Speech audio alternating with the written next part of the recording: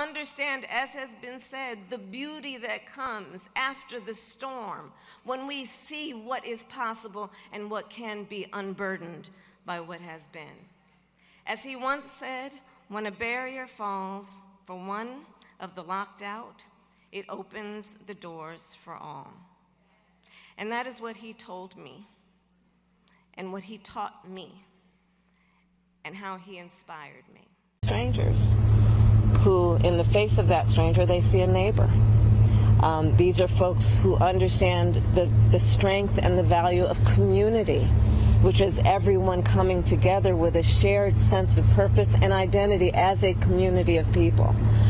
And I wanted to come by, most importantly, to thank them, those who have volunteered and have brought people together and have sacrificed so much, and our firefighters. And I mentioned to these firefighters the fact that California firefighters, time and time again, prove themselves to be the best. Everything is in context.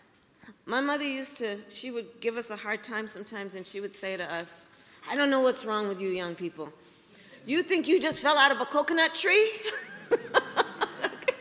You exist in the context of all in which you live and what came before you.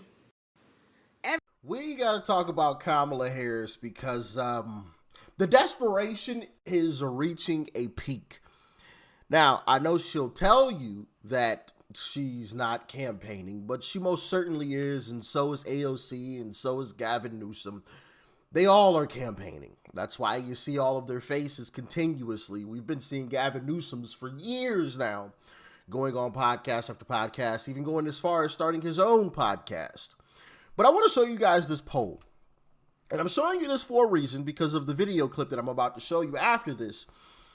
As you can see, this is from Atlas Intel, a very, very accurate pollster, if not the most accurate pollster. This has AOC at the top of the Democrat ticket. Yeah. Cue the laughs, my goodness. That is where the Democrat Party has gone. It is sank so far that AOC is projected to be the Democrat nominee. Wow, that rhymed. Can you imagine that? AOC versus Marco Rubio? Can you imagine that? Wow, that's going to be, that's going to be terrible for Democrats, for sure. But you see Mayor Pete Buttigieg at number 2, Gavin Newsom at number 3, and Kamala Harris at a distant 4th. Now, for a very, very long time now, Kamala Harris was number 1. And I've shown you guys those polls in previous videos. She was at number 1. She's fallen to number 4. And in this next clip, you are going to see the desperation in what she is saying. And it is, one, scary, but then also, I'm just going to play the clip. It's crazy. Check it out. Here's what I would like to also invite. In addition to everything that we know we're going to do in terms of what we have to do to activate, to march, to protest, to speak up, I think that we need an expanded playbook, okay? And I think there's going to be some risk that we're going to have to assume along with that, but we need to be prepared to be able to handle that. I think that we need an expanded playbook in a way that we invite all ideas, that we have basically, that we say, this is a moment where there are no bad ideas. A no bad idea brainstorm is what I'd like to call it.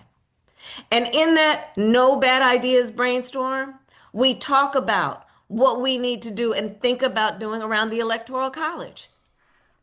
Think about what she just said. She said a no bad ideas brainstorm. There are no bad ideas, Kamala? Okay. I beg to differ. There are a lot, and I mean a lot of bad ideas. Tons of them. They're all over the place. And she is getting so desperate to where she's saying, yeah, no bad ideas. No bad ideas. Huh? Okay. All right. Let's hear her out. Let's hear her out. Think about doing around the Electoral College.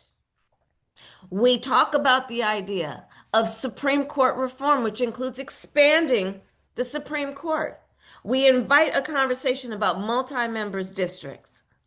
We talk about, look, that if we win the Senate, which we should and we will, then the Senate Judiciary Committee should have rules that they put in place so when these people come before as nominees to the Supreme Court and lie, that they are held to account and consequence. Not just that somebody goes on cable news and says they lied, but that there are rules in place to actually penalize people for lying to a Senate Judiciary Committee. And what about presidential nominees and vice presidents that also lie? Should there be penalties for vice presidents that lie to the American people about the health and well-being of the president? Should there? Because if that's the case, then you should be heavily penalized. Kamala Harris, you saw exactly what was happening to Joe Biden all of those years, and you said nothing. American people asked questions. People like me posted videos to prove that something was not right. And people like yourself criticized us, called us, they said that we were making deep fakes or cheap fakes. You lied.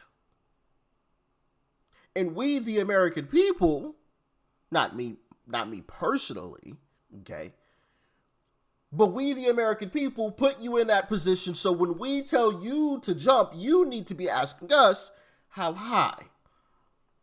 So the fact that you got on national television, along with the rest of the people in the Biden administration, and lied straight to the faces of the American people, should you all be penalized? I guarantee you, ladies and gentlemen, that she would say no. I guarantee it. And they all lied. Oh, well, I didn't know. I didn't know. You know, they'll say something like that. It's absolutely ridiculous. Rules for thee, but no rules for me. Classic example. That we agree that it is right to have ethics rules for Supreme Court justices. And let's put those in place. Let's talk about statehood for Puerto Rico and D.C. These are the things I think that we've got to do. We've got to neutralize these red states from cheating, including blue states expanding their maps. And all of this, I think, is look, we got to fight fire with fire. These folks are playing to win. We got to play to win too. And they're ruthless. And look, we are never going to violate the law or do anything unethical or immoral, but we need to be ruthless. That is exactly what you're going to do. That is exactly what you're going to do. Violate the law, do some unethical things. She's talking about packing the Supreme Court, which is like a never-ending thing. Okay, you pack the Supreme Court, Republicans win, they pack the Supreme Court. Democrats win, they pack the Supreme Court. Republicans win, they pack the Supreme Court. And it's just a never-ending back and forth. Never-ending. Oh, man, she's talking about redistricting. Y'all already did that. That's why you're in trouble now. There's virtually nothing left to redistrict. Look at New England. How many Republican representatives are from New England? Absolutely zero. 40% of New England votes Republican. 40. But Republicans have zero representation? How is that possible?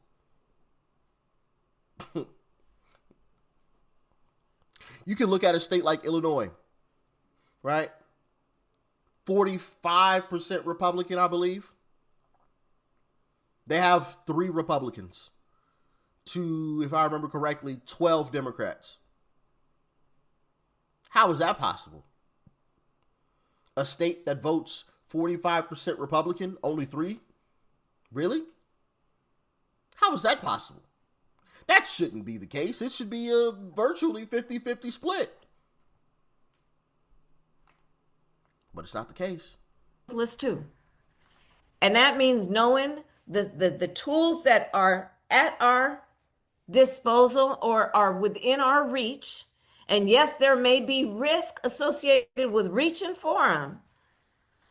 But look, this is what a fight looks like. And the stakes are too high. And when I look at like those young leaders in North Carolina A&T, I look at the Gen Zers and the millennials who are on this call. This is a fight worth having. When you know what you stand for, you know what to fight for. And there's the old line that they keep using every election season. The stakes are too high. Y'all remember Elizabeth Warren got called out for saying this is for all the marbles? And the guy was like, hold on. The last election was for all the marbles. How many marbles are there? Here we go again. Here we go. The stakes are too high. This is the end of the fight for democracy. Every election season, Democrats have to run on fear. They can't run on policy. They run on fear and the hatred of Donald Trump.